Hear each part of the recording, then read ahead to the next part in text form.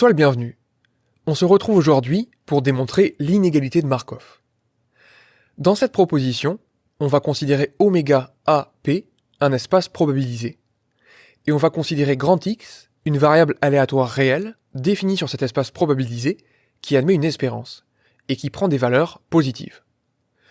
Et on va dire que dans ce cas, pour tout réel A strictement positif, on dispose de l'inégalité qui nous dit que la probabilité que X soit plus grand que A est inférieure ou égale au quotient de l'espérance de X et de A.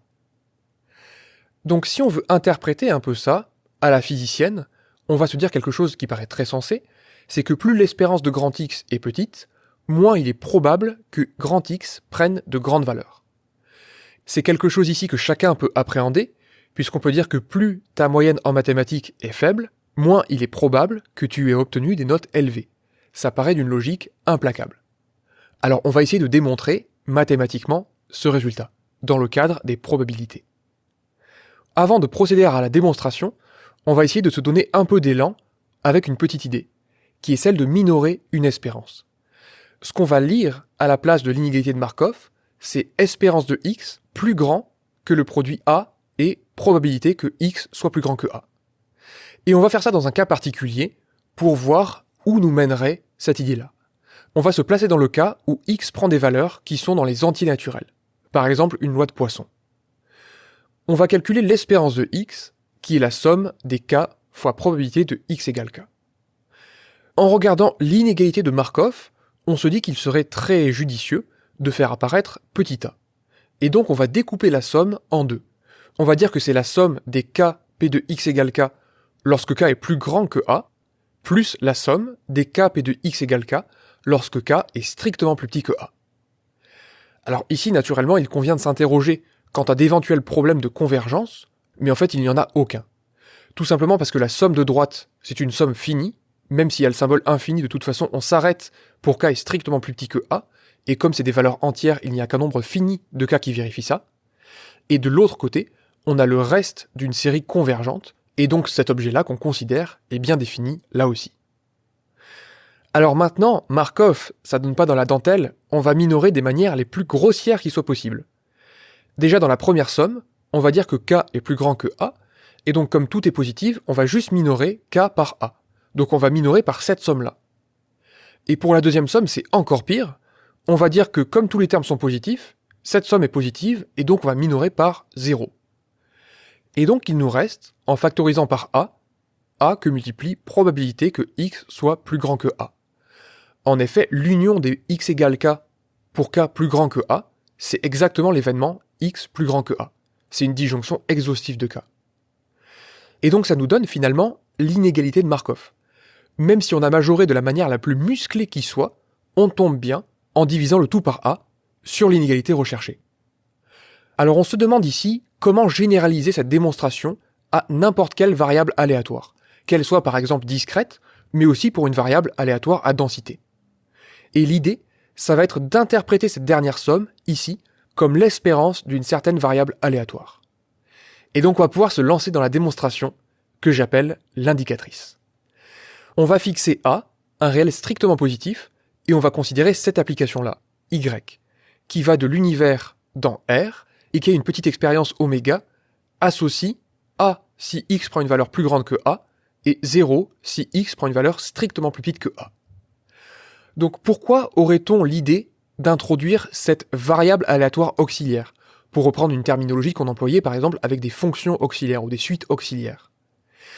Eh bien simplement, c'est pour reproduire les minorations qu'on a faites. Quand on regarde ce qui s'est passé juste au-dessus, finalement tout ce qui était au-dessus de A, on a minoré par A. Donc ça paraît logique finalement d'assimiler toutes les valeurs prises par X plus grandes que A à A. Et la deuxième somme, tous les termes qui étaient strictement plus petits que A, on les a juste ignorés. En fait, on a considéré que c'était comme si il valait 0. Donc finalement, c'est très tentant de poser 0 dans le cas où X prenne des valeurs strictement inférieures à A. Alors maintenant, est-ce qu'on peut dire quelque chose sur Y ? Eh bien, on peut dire pas mal de choses. Déjà, la première chose, c'est que par construction, Y ne prend que deux valeurs, 0 et A. Et en plus, on a des égalités d'événements, puisque dire que Y vaut A, c'est exactement dire que X est supérieur ou égal à A. Et de la même manière, y égale 0, c'est exactement dire que x est strictement inférieur à a. Et donc ça nous permet de dire que grand Y, c'est une variable aléatoire sur le même espace probabilisé que grand X. En effet, ces deux égalités d'événements nous permettraient de dire, avec des considérations de tribus sur lesquelles je passe ici, que Y c'est bien une variable aléatoire. Et d'ailleurs, cette variable aléatoire, elle admet une espérance, puisque Y ne prend que deux valeurs. Y de oméga, ici, il est fini, mais il est même de cardinal 2. Donc on peut calculer son espérance, comme au lycée, et on va trouver A que multiplie probabilité que Y égale A, c'est-à-dire que X soit plus grand que A, plus 0 fois quelque chose d'autre. Donc je vais effacer ce terme tout simplement parce qu'il n'apporte rien à l'espérance. Et donc ça accomplit au moins le but qu'on s'était fixé sur l'idée de gauche, puisqu'on a bien interprété A que multiplie probabilité que X plus grand que A, comme l'espérance d'une certaine variable aléatoire. En l'occurrence, cette variable aléatoire, c'est Y. Et donc ce qu'il nous reste à démontrer à cet endroit, c'est que l'espérance de X est plus grande que l'espérance de Y. Et en divisant tout par A, on tombera directement sur l'inégalité de Markov. Alors comment pourrait-on démontrer ça ? Eh bien ça va être d'une façon assez naturelle. Par construction de Y, en fait, grand X est plus grande que Y. Donc il s'agit ici d'une inégalité entre fonctions. C'est-à-dire que quelle que soit l'expérience qu'on considère, X prendra toujours une valeur plus grande que Y, pour cette même expérience-là. Et pour ça, si on veut démontrer ça rigoureusement, ce que je vais faire ici, on va distinguer plusieurs cas. On va déjà dire que si X prend une valeur qui est plus grande que A, alors dans ce cas-là, Y vaut A. Donc X est bien supérieur à Y. Dans le deuxième cas, si X prend une valeur qui est comprise entre 0 et A, alors dans ce cas, Y vaut 0. Donc là, à nouveau, X est plus grand que Y. Et enfin, dans le dernier cas, si X prend une valeur strictement négative, bien là c'est juste impossible, puisqu'on a dit que X prenait des valeurs positives.